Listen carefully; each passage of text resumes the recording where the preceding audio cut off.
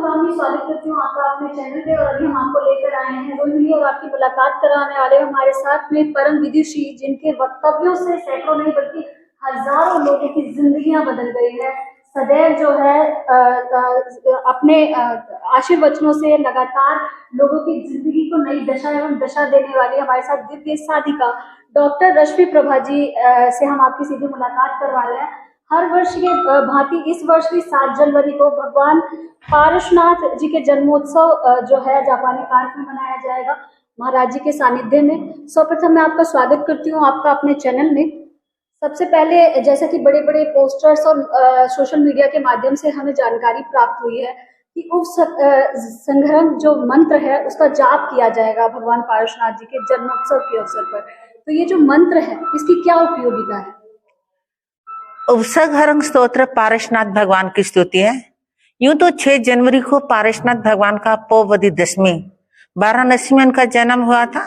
पौवदी एकादशी के दिन उन्होंने दीक्षा धारण करी जो कि 7 जनवरी को है।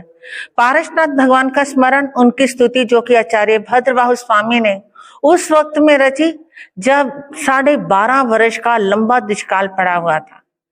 पेड़ पौधे सूख चुके थे, हरियाली का एक कण भी नहीं था, अन्न कहाँ से उपलब्ध होता। तो ऐसे में काफी साधु समाज काल कवलित हो गया। ऐसी अवस्था में नेपाल के संघ ने आचार्य भद्रबाहु स्वामी से विनती करी, गुरुदेव संघ की रक्षा के लिए कुछ निवेदन करना चाहता हूं कि इस उपसर्ग को दूर करें। तब आचार्य भद्रबाहु स्वामी ने पारशनाथ भगवान का स्मरण, जिसे हम उपसर्ग स्तोत्र इसलिए कहते हैं, उसका पहला अक्षर ही उपसर्ग है, इसे उपसर्ग स्तोत्र भी कहते हैं।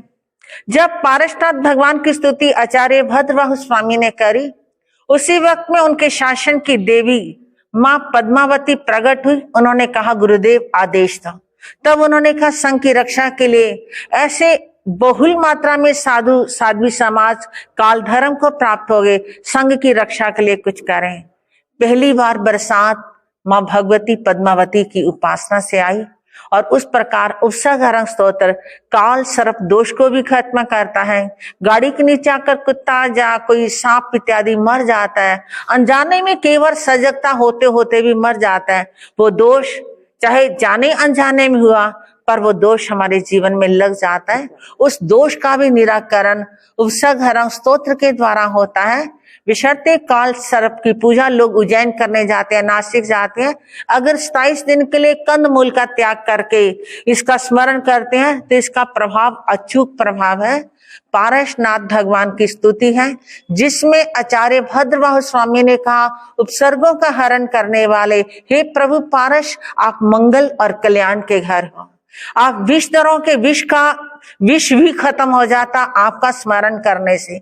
उन्होंने कहा प्रभु आपका स्मरण करना क्या, आपको तो केवल भक्ति से भरकर नमन करते हैं तब भी व्यक्ति के ग्रह रोग शांत हो जाते हैं। भक्ति से भर कर के जो व्यक्ति आपका स्मरण करता है वो महान यश को प्राप्त होता है। अंत में आचार्य भद्रबाहु स्वामी ने कहा प्रभु भवे भवे 5 जन्म चंद, मुझे हर जन्म में आपके चरणों का साथ मिले, मुझे आपकी भक्ति मिले।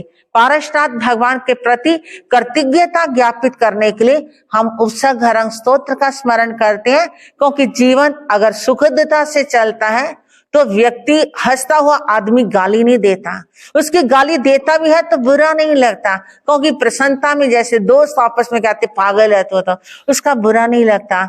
जीवन में सुख समृद्धि सब प्रकार से हो तो आपका जीवन धर्म की ओर बढ़ता है।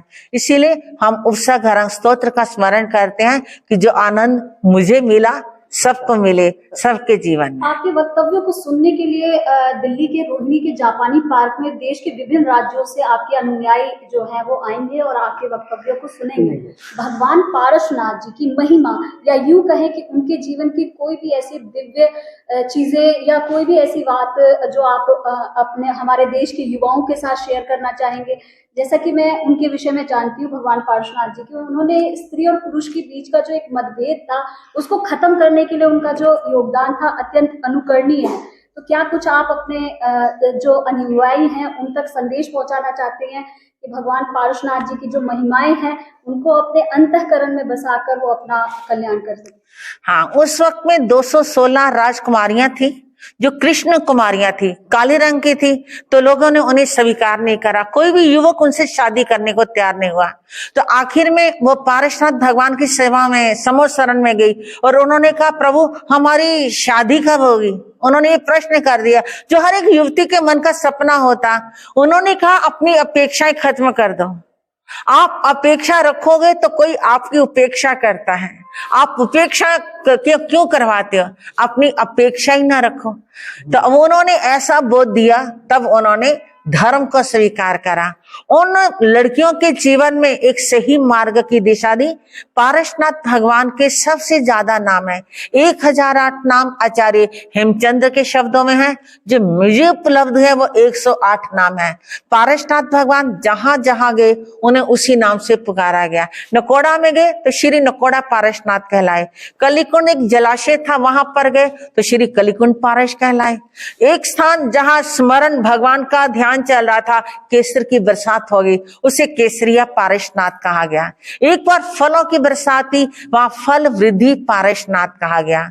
जहां भगवान की अपसर्ग आया 83वें दिन, सांप ने आकर के रक्षा करी, जिसे हम धर्मेंद्र देव कहते हैं, उस स्थान का नाम यही क्षेत्र पड़ गया।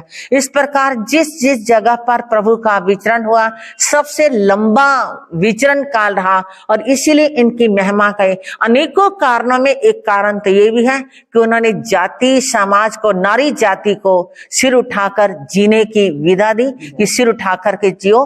काला और गोरा रंग कुछ नहीं होता। गोरा रंग 2 दिन अच्छा लगता है, स्वभाव में मधुरता होनी बहुत बड़ी बात है। ये है पारसनाथ भगवान की देन जो उन्होंने जन समाज तक पहुंचाई। कौन कौन से प्रमुख लोग इस कार्यक्रम में हिस्सा लेने वाले हैं? इसमें महामहिम रिटायर्ड श्री जगदीश मुखी जी आ रहे हैं, मनोज तिवारी जी की भी आने की संभावना है।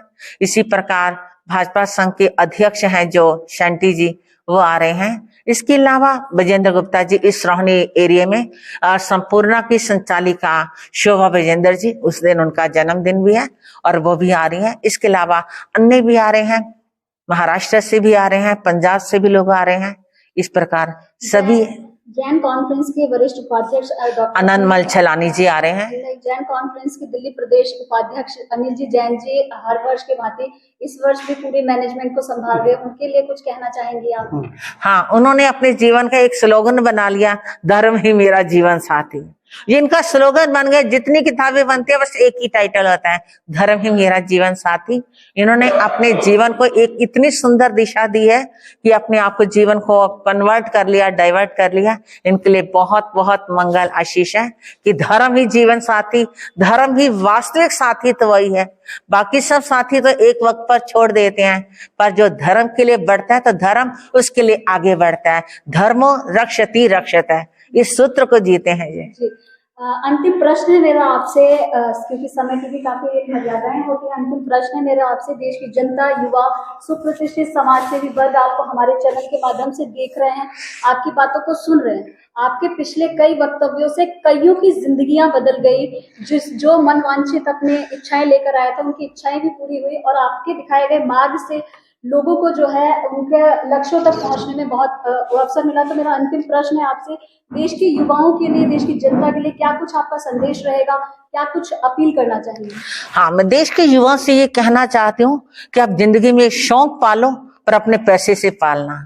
माता पिता के पैसे से केवल अपनी क्वालिफिकेशन, अपने कैरियर पर ध्यान देना। पैसा उड़ाना आसान है, कमाना मुश्किल है। पैसा कमाओ फिर खर्चो।